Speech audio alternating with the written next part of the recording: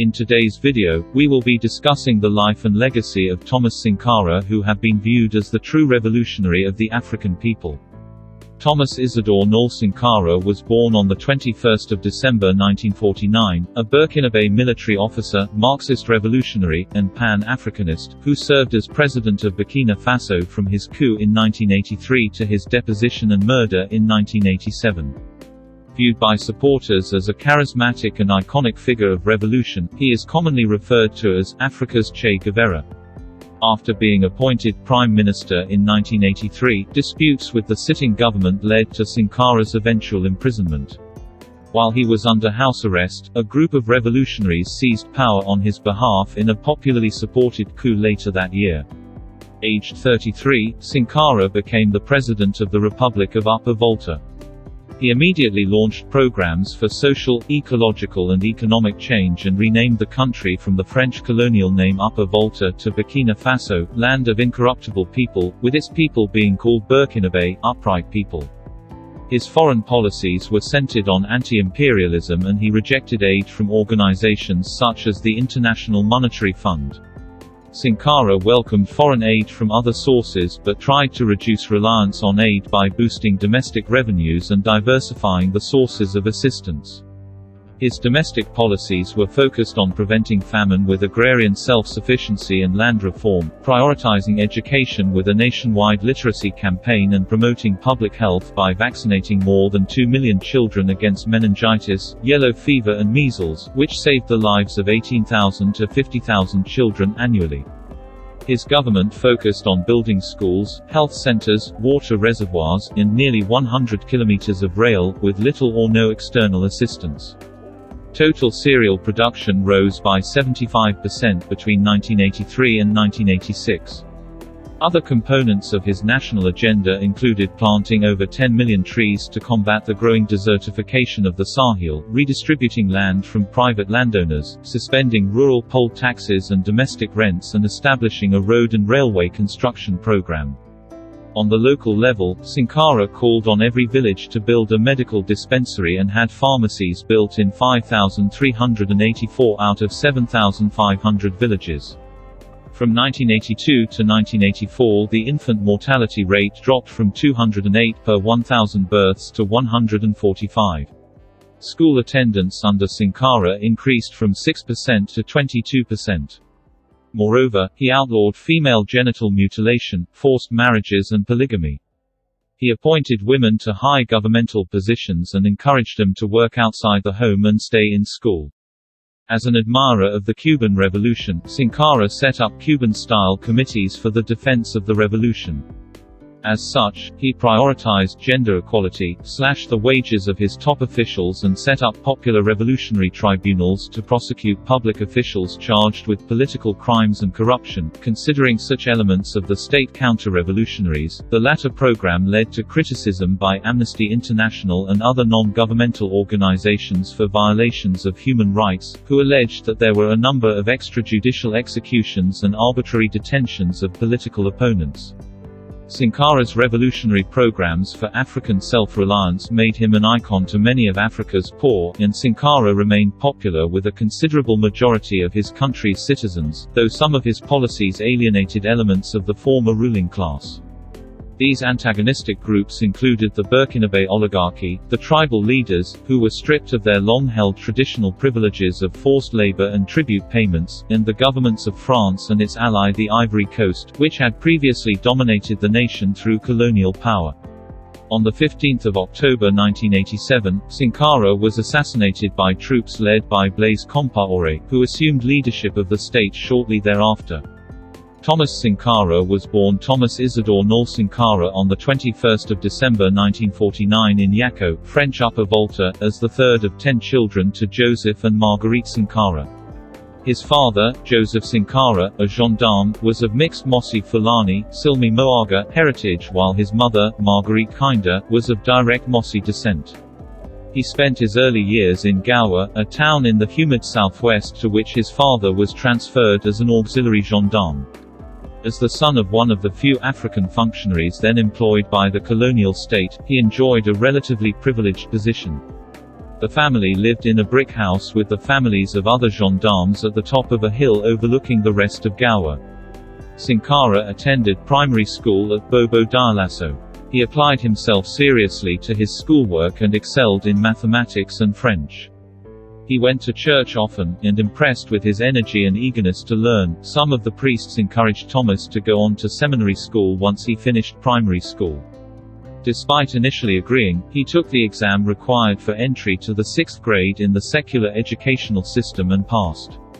Thomas's decision to continue his education at the nearest lycée Wezon Coulibaly, named after a pre-independence nationalist, proved to be a turning point.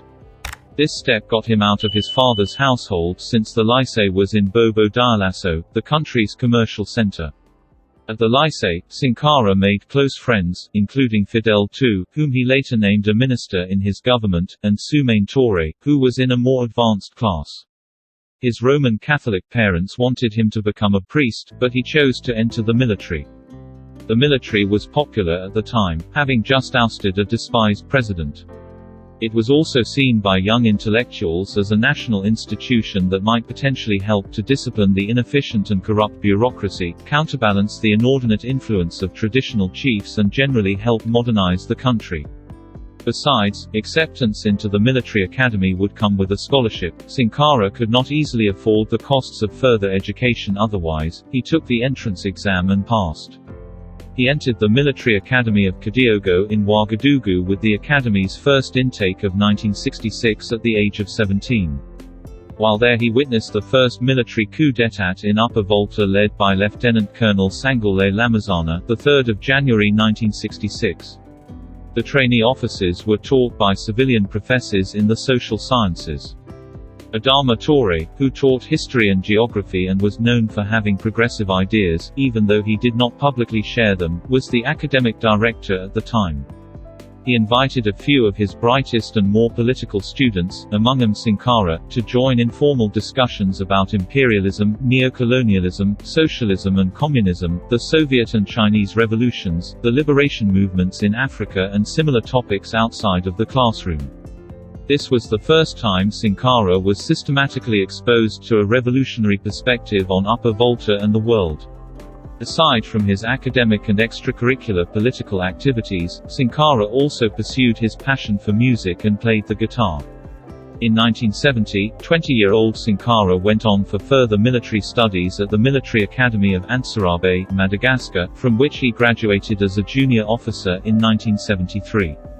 At the Ansarabe Academy, the range of instruction went beyond standard military subjects, which allowed Sankara to study agriculture, including how to raise crop yields and better the lives of farmers, themes he later took up in his own administration and country. During that period, he read profusely on history and military strategy, thus acquiring the concepts and analytical tools that he would later use in his reinterpretation of Burkinabe political history.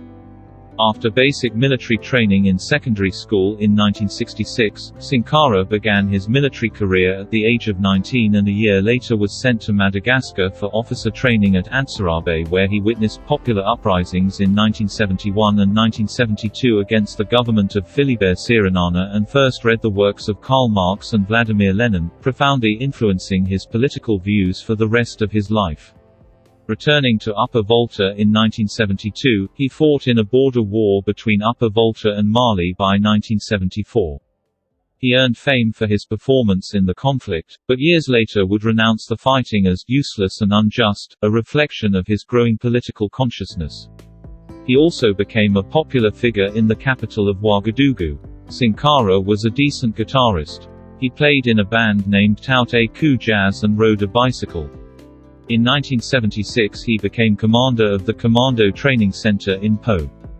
In the same year he met Blaise Compaoré in Morocco. During the presidency of Colonel Say Zerbo, a group of young officers formed a secret organization called the Communist Officers Group, Regroupement des Officiers Communistes, or ROC, the best-known members being Henry Zongo, Jean-Baptiste Boukari Lingani, Blaise Compaoré and Sankara. Sankara was appointed Minister of Information in Say Zerbo's military government in September 1981. Sankara differentiated himself from other government officials in many ways, such as biking to work every day, instead of driving in a car. While his predecessors would censor journalists and newspapers, Sankara encouraged investigative journalism and allowed the media to print whatever it found. This led to publications of government scandals by both privately owned and state-owned newspapers. He resigned on 12 April 1982 in opposition to what he saw as the regime's anti-labor drift, declaring "misfortune to those who gag the people." After another coup, 7 November 1982, brought to power Major Dr. Jean-Baptiste Ouédraogo, Sankara became Prime Minister in January 1983, but he was dismissed 17 May. In between those 4 months, Sankara pushed Ouédraogo's regime for more progressive reforms. Sankara was then arrested after the French president's African affairs advisor, Guy Penet, met with Colonel Yorien Somme. Henry Zongo and Jean-Baptiste Boukari Lingani were also placed under arrest. The decision to arrest Sankara proved to be very unpopular with the younger officers in the military regime, and his imprisonment created enough momentum for his friend Blaise Compaoré to lead another coup. A coup d'état organized by Blaise Compaoré made Sankara president on 4 August 1983 at the age of 33. The coup d'état was supported by Libya, which was at the time on the verge of war with France in Chad. Sankara saw himself as a revolutionary and was inspired by the examples of Cuba's Fidel Castro and Che Guevara and Ghana's military leader Jerry Rawlings. As president, he promoted the democratic and popular revolution, Révolution démocratique et populaire, or RDP. The ideology of the revolution was defined by Sankara as anti-imperialist in a speech on 2 October 1983, the Discours d'orientation politique (DOP), written by his close associate Valéry Somme. His policy was oriented toward fighting corruption and promoting reforestation. On 4 August 1984, the first anniversary of his accession, he renamed the country Burkina Faso, meaning, the land of upright people, in Maure and Dioula, the two major languages of the country. He also gave it a new flag and wrote a new national anthem. Sankara's first priorities after taking office were feeding, housing and giving medical care to his people who desperately needed it. Sankara launched a mass vaccination program in an attempt to eradicate polio, meningitis and measles. From 1983 to 1985, 2 million Burkinabé were vaccinated. Prior to Sankara's presidency, infant mortality in Burkina Faso was about 20.8%. During his presidency it fell to 14.5%. Sankara's administration was also the first African government to publicly recognize the AIDS epidemic as a major threat to Africa. Large-scale housing and infrastructure projects were also undertaken. Brick factories were created to help build houses in effort to end urban slums. In an attempt to fight deforestation, the People's Harvest of Forest Nurseries was created to supply 7,000 village nurseries, as well as organizing the planting of several million trees. All regions of the country were soon connected by a vast road and rail building program. Over 700 kilometers (430 miles) of rail was laid by Burkinabé people to facilitate manganese extraction in the Battle of the Rails without any foreign aid or outside money. These programs were an attempt to prove that African countries could be prosperous without foreign help or aid. Sankara also launched education programs to help combat the country's 90% illiteracy rate. These programs had some success in the first few years. However, wide-scale teachers' strikes, coupled with Sankara's unwillingness to negotiate, led to the creation of revolutionary teachers. In an attempt to replace the nearly 2,500 teachers fired over a strike in 1987, anyone with a college degree was invited to teach through the Revolutionary Teachers Program. Volunteers merely received a 10-day training course before beginning to teach. Shortly after attaining power, Sankara constructed a system of courts known as the Popular Revolutionary Tribunal. The courts were created originally to try former government officials in a straightforward way so the average Burkinabé could participate in or oversee trials of enemies of the revolution. They placed defendants on trial for corruption, tax evasion or counter-revolutionary activity. Sentences for former government officials were light and often suspended. The tribunals have been alleged to have been only show trials, held very openly with oversight from the public. According to the U.S. State Department, procedures in these trials, especially legal protections for the accused, did not conform to international standards. Defendants had to prove themselves innocent of the crimes they were charged with committing and were not allowed to be represented by counsel. The courts were originally met with adoration from the Burkinabe people but over time became corrupt and oppressive. So-called lazy workers were tried and sentenced to work for free or expelled from their jobs and discriminated against. Some even created their own courts to settle scores and humiliate their enemies. If you enjoyed our video, kindly like, share and subscribe to our channel for more curiosity videos. Thank you for watching.